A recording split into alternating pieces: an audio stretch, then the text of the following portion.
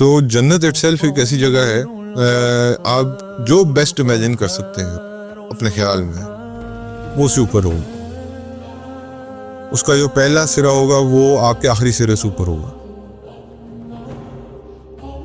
الحمدللہ رب العالمین الصلاۃ والسلام علی رسول الکریم اما بعد فاعوذ باللہ من الشیطان الرجیم بسم اللہ الرحمن الرحیم.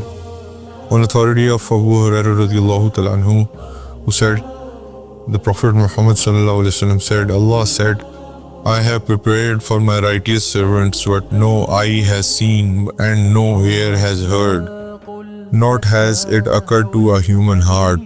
Thus recite if you wish. آیت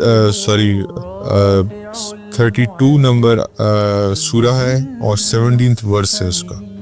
And no soul knows what joy for them the inhabitants of paradise has been kept hidden. The words thus recite if you wish are those of Abu Hurairah radiyallahu ta'ala. It was related by Bukhari, Muslim, Tirmidhi and Ibn Majah. اللہ فرماتے ہیں کہ میں نے اپنے رائٹیس servant کے لیے، اپنے مومن کے لیے، اپنے اس بندے کے لیے جو میرے آگے سر جھکاتا ہے، میری ہر بات پہ سرنڈر کرتا ہے، ایک ایسی چیز بنائی ہے جو نہ کسی آنکھ نے دیکھی، نہ کسی کان نے سنی، نہ کبھی کسی ہیومن ہارٹ میں اس کا خیال پیدا ہو. مطلب جنت کی بات ہو رہی ہے. جنت ایک ایسی جگہ ہے، آپ جتنی مرضی اے آئی میں جنت بنا کے دیکھ لیں، جہاں سارا انسان سے بڑا شاہکار کوئی نہیں ہے. اے آئی بھی انسان کی جنریٹڈ ہے نا. تو آپ دیکھیں اللہ کی مخلوق ہم ہے اور ہم نے ایک چیز تخلیق کی ہے آگے فردر.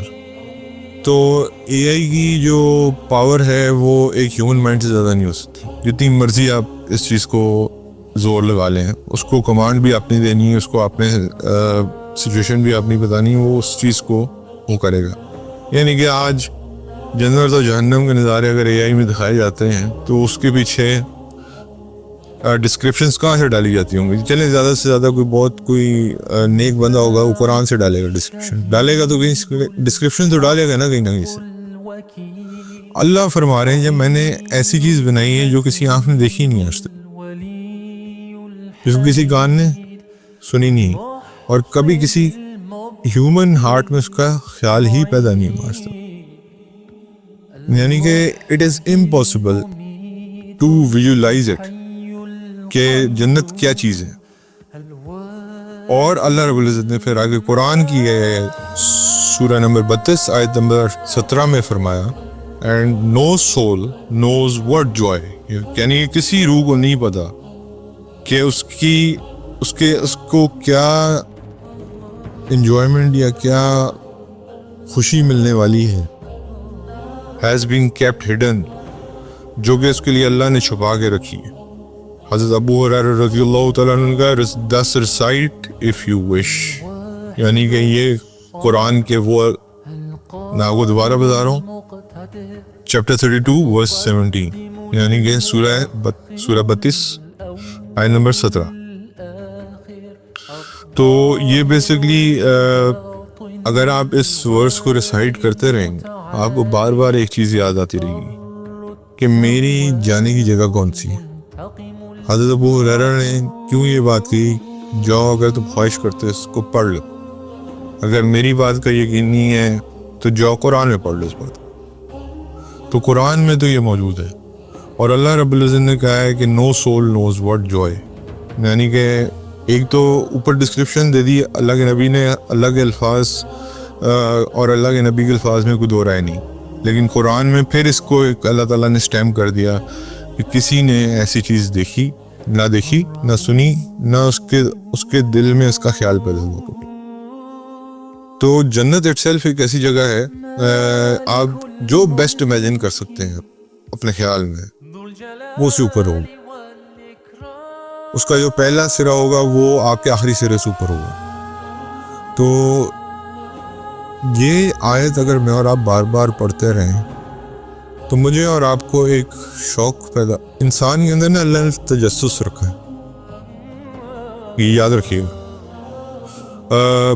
انسان ہمیشہ اس چیز کو ڈھونڈنے کی کوشش کرتا ہے جو چھپی ہوئی ہوتی ہے، اور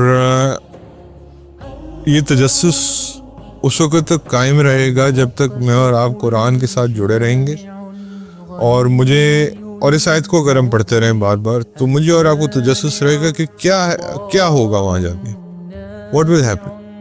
اصل میں تو وہیں جا کے پتہ چلے گا، لیکن ایک تجسس رہے گا۔ اس کے لیے تجسس کی وجہ سے کیا ہوگا کہ ہمارے اعمال جو ہیں وہ ٹریک میں آنا شروع ہوں گے کہ یار اگر میں نے یہ چیز حاصل کرنی ہے جو اللہ نے میرے لیے چھپا کے رکھی ہے۔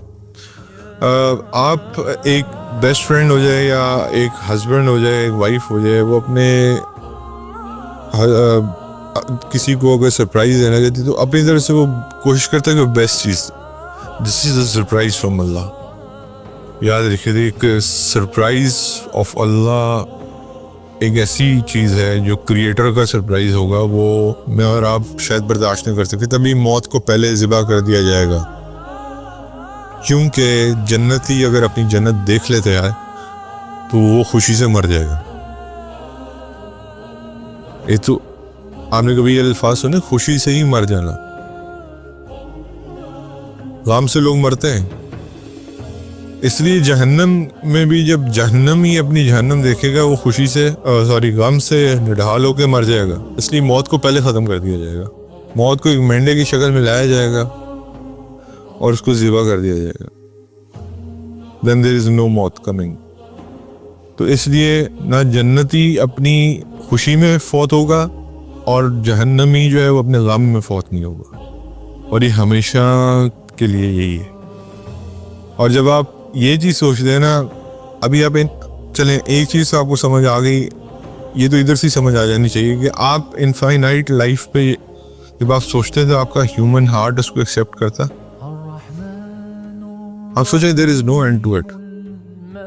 میرا دماغ تو نہیں ایکسیپٹ کرتا اس بات کو کہ یار ایک چیز مطلب کہ ایسی، ہمیں تو یہ لگتا ہے ہر چیز ختم ہو جائے گی، ہمارا یقین تو یہی ہے، لیکن یہ اللہ تعالیٰ، میرا دماغ اتنا چھوٹا ہے کہ میں اس چیز کو ایکسیپٹ ہی نہیں کر پاتا کہ ایک چیز ہے وہ ہمیشہ ہی چلتی رہے گی، اور بوریت کا پہلو بھی نہیں ہے۔ زندگی میں ہم چیزوں سے بور ہو جاتے ہیں، ادھر بوریت کا پہلو بھی نہیں ہے، ادھر ہر دن ایک مختلف دن ہے، ہر اللہ کی نعمت ایک مختلف نعمت ہے۔ جنتی کبھی جنت سے بور نہیں ہوگا، سب سے بڑی بات یہ۔ تو ظاہری بات ہے جب اللہ تعالیٰ کہہ رہے ہیں کہ نہ کسی آنکھ نے دیکھا نہ کسی کان نے سنا، صرف نبی کریم صلی اللہ علیہ وسلم نے جنت کا دیدار کیا، اور تبھی وہ چاہتے تھے کہ میں لوگوں کو جہنم سے بچا کے جنت پہ لے جاؤں، اور جنت کی خوبصورتی دیکھی انہوں نے اور جہنم کی ہولناکیاں دیکھی، جس کے بعد انہوں نے اس مشن کے اندر یہ تہیہ کر لیا کہ اس جگہ میں اپنے کسی امتی کو نہیں جانے دوں گا۔ اور یہ مشن میرا اور آپ کا بھی ہونا چاہیے کہ میں اور آپ جو ہیں کم از کم یہ کوشش کرتے رہیں کہ لوگوں کو جنت کی طرف بلانے والے بنیں، ان کو وہ چیز دکھانے والے بنیں جو اللہ رب العزت نے ان کے لیے ایک سرپرائز رکھا ہوا ہے۔ ایک ہوتا ہے گڈ سرپرائز، ایک ہوتا ہے بیڈ سرپرائز۔ جہنم از اے بیڈ سرپرائز، جنت از اے گڈ سرپرائز۔ اللہ سے دعا ہے اللہ رب العزت ہمیں اس پہ عمل کی توفیق عطا فرمائے۔ ابو ہریرہ رضی اللہ تعالیٰ عنہ سے مروی ہے کہ نبی کریم صلی اللہ علیہ وسلم جس نے فرمایا جس شخص نے کسی آدمی کا تذکرہ اس کی موجودہ خامیوں کے ساتھ کیا تو اس نے اس کی غیبت کی، اور جس شخص نے اس کے علاوہ تذکرہ کیا تو اس نے اس پہ بہتان باندھا۔ حذیفہ بن یمان رضی اللہ تعالیٰ عنہ سے مرفوعاً مروی ہے کہ جس شخص نے قبلے کی طرف رخ کر کے تھوکا وہ قیامت کے دن اس حال میں آئے گا اس کا تھوک اس کے سامنے ہوگا۔ معاویہ بن قرہ اپنے والد سے بیان کرتے ہیں کہ رسول اللہ صلی اللہ علیہ وسلم نے فرمایا جس شخص نے ان دو خبیث درختوں پیاز اور لہسن سے کھایا وہ ہرگز ہماری مسجد کے قریب نہ آئے۔ اگر تم ان دونوں کو ضرور ہی کھانے والے ہو تو اس کی بو پکا کر ختم کر دو۔ سالن میں تو ڈلتا ہے، اس کی بو ختم ہو جاتی ہے سالن میں، لیکن سادہ پیاز یا سادہ لہسن کسی نے کھایا اور وہ مزید ہو جاتا ہے تو اسے لوگوں کو تنگی ہوتی، فرشتوں کو تنگی ہوتی ہے، تو اس لیے نہیں جانا چاہیے. اس لیے آپ کو مسجد نبوی کے ارد گرد مدینہ منورہ میں آپ کو کہیں سادہ پیاز نہیں ملے گا، سادہ لہسن نہیں ملے گا. جتنی مرضی آپ ڈھونڈ لیں نہیں ملے گا. سیلڈ میں پیاز نہیں ہوتا وہاں پہ. کیوں؟ کیونکہ یہ ایک انہوں نے ایک اس چیز کا وہ رکھا ہوا ہے کہ اس کے بعد اگر لوگ مسجد نبوی جاتے ہیں تو لوگوں کو تکلیف ہوگی. ابو امامہ سے مروی ہے کہ رسول اللہ صلی اللہ علیہ وسلم نے فرمایا، جس شخص نے اللہ کے لیے محبت کی اور اللہ کے لیے بغض کیا، اللہ کے لیے دیا اور اللہ کے لیے روکا، تو اس نے اپنا ایمان مکمل کر لیا. جابر رضی اللہ تعالیٰ عنہ سے مروی ہے کہ نبی صلی اللہ علیہ وسلم نے فرمایا، جس شخص کی کوئی نعمت دی گئی، اس نے اس کا ذکر کیا تو اس نے اس نعمت کا شکر ادا کیا. اگر اس نے اس کو چھپایا تو اس نے اس کی ناشکری کی. آپ صلی اللہ علیہ وسلم نے فرمایا، جس شخص نے مسلمان کو ان کے راستوں میں تکلیف دی تو ان پر لعنت واجب ہو گئی. آج ہماری ٹریفک کا حال دیکھ کے تو استغفر اللہ، یہ معاملہ تبھی ہمارے حالات دن بدن بگڑتے جا رہے ہیں. ہر جگہ ہم نے اب مسلمان کو تکلیف دینی ہوتی ہے، ہمارا وتیرہ بن گیا ہوا ہے. ابو ہریرہ رضی اللہ تعالیٰ عنہ سے مرفوع مروی ہے کہ کوئی شخص ہرگز یہ نہ کہے کہ میرا غلام، کیونکہ تم سب اللہ کے بندے ہو، لیکن یہ کہہ سکتے ہو میرا جوان، میرا خادم.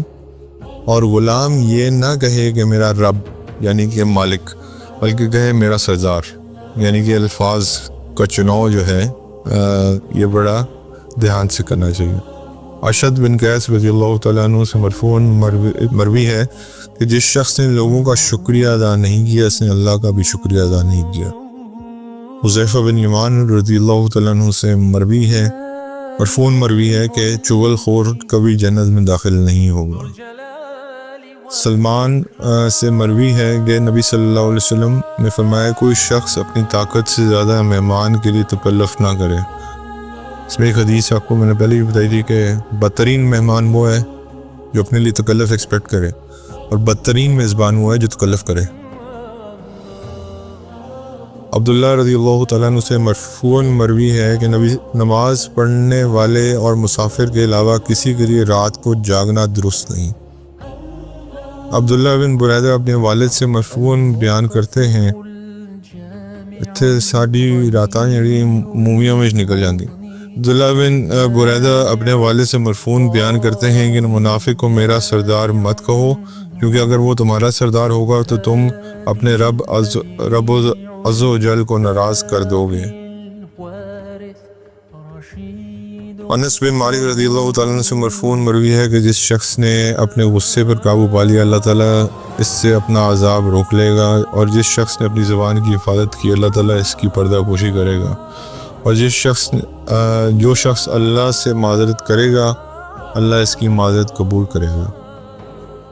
ابو امامہ باہلی رضی اللہ تعالیٰ عنہ سے مروی ہے کہ رسول اللہ صلی اللہ علیہ وسلم نے فرمایا، جو شخص اللہ اور یوم آخرت پر یقین رکھتا ہے وہ ریشم اور سونا نہ پہنے.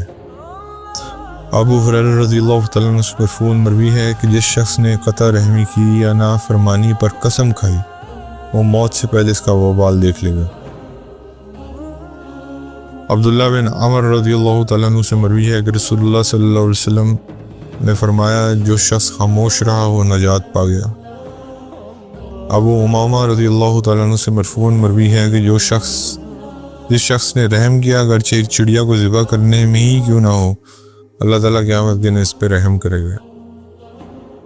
ابو ہریرہ رضی اللہ تعالیٰ عنہ سے مرفوع مروی ہے کہ سوار شخص پیدل چلنے والے کو سلام کہے، پیدل چلنے والا بیٹھے والے کو سلام کہے، اور تھوڑے لوگ زیادہ کو سلام کہیں. زید بن اسلم رضی اللہ تعالیٰ عنہ سے مروی ہے کہ رسول اللہ صلی اللہ علیہ وسلم نے فرمایا، سوار پیدل چلنے والے کو سلام کہے، اور جب کسی قوم میں کوئی شخص سلام کہتا ہے تو وہ ان سب کی طرف سے کافی ہو جاتا ہے. ام عائشہ رضی اللہ تعالیٰ عنہا سے مرفوع مروی ہے کہ اے عائشہ، بد کلامی سے بچو، کیونکہ اگر بد کلامی کسی آدمی کی صورت میں ہوتی تو انتہائی بری صورت ہوتی.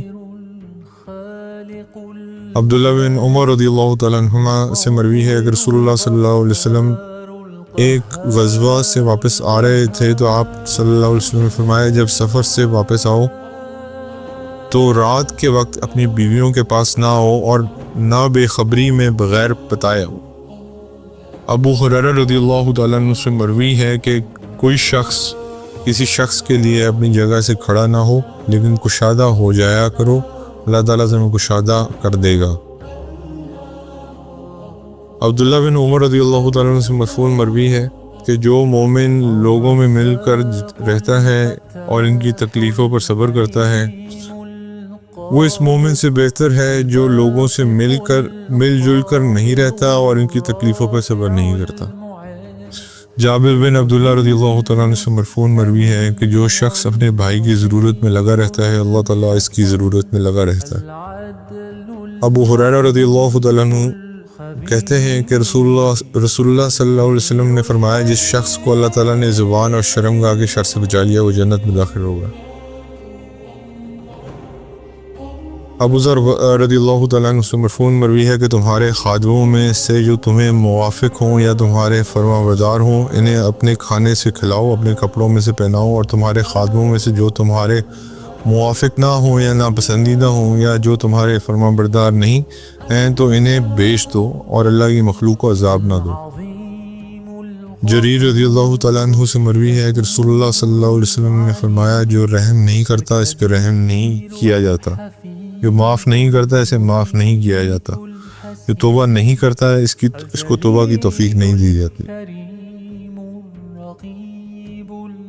ابو ہریرہ رضی اللہ تعالیٰ عنہ سے مروی ہے کہ نبی صلی اللہ علیہ وسلم نے فرمایا کرتے تھے اپنے خواب عالم یا خیر خواہ کے علاوہ کسی کو بیان نہ کیا کرو۔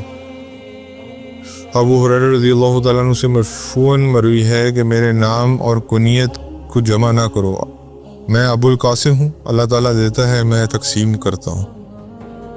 انس بن مالک رضی اللہ تعالیٰ عنہ سے مروی ہے کہتے ہیں کہ میں رسول اللہ صلی اللہ علیہ وسلم کی خدمت کیا کرتا تھا، میں بغیر اجازت کے اندر داخل ہو جایا کرتا تھا۔ ایک دن اندر داخل ہوا تو فرمایا بیٹے واپس جاؤ، ایک نیا حکم آیا ہے، اب تم بغیر اجازت کے اندر مت آنا۔ یہ پردے کے حکم کی بات ہو رہی۔ عبداللہ بن عمر رضی اللہ تعالیٰ عنہ سے مروی ہے کہ آپ صلی اللہ علیہ وسلم نے تنہائی سے منع فرما دیا، آدمی تنہا رات گزارے یا اکیلا سفر کرے۔ جابر بن عبداللہ رضی اللہ تعالیٰ عنہ سے مروی ہے کہ نبی صلی اللہ علیہ وسلم نے گھر میں تصویر رکھنے سے منع فرمایا اور اس بات سے بھی کہ آدمی تصویریں بنائے۔